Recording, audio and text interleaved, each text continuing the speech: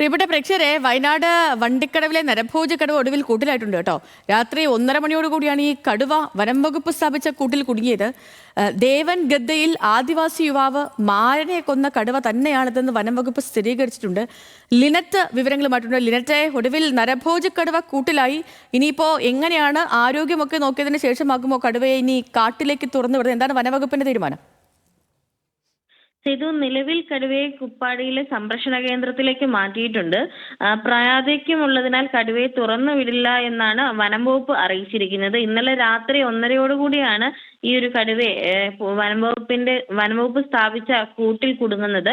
പിന്നീട് ഈ വനംവകുപ്പിലെ ആളുകൾ എത്തുകയും ഉടൻ തന്നെ ഈ ഒരു കടുവയെ കുപ്പാടിയിലെ സംരക്ഷണ കേന്ദ്രത്തിലേക്ക് മാറ്റുകയുമായിരുന്നു ചെയ്തിരുന്നത്. പിടിയിലായത് വയനാട് വന്യജീവി സങ്കേതത്തിലെ WWL 48 എന്ന കടുവയാണ്. 14 വയസ്സുള്ള ആൺകടുവയാണ് ഇത്തരത്തിൽ പിടികൂടിയിരിക്കുന്നത്. കഴിഞ്ഞ ദിവസം ദേവർഗത്തയിൽ മാരനെ കൊന്ന കടുവ തന്നെയാണ് ഇതെന്നാണ് വനംവകുപ്പിന്റെ സ്ഥിരീകരണം. എന്നിരുന്നാലും പ്രായാധിക്യമുള്ളതിനാൽ കടുവയെ സംരക്ഷണ കേന്ദ്രത്തിൽ തന്നെയായിരിക്കും തുടരുക. ഓക്കെ ലിൻജെ.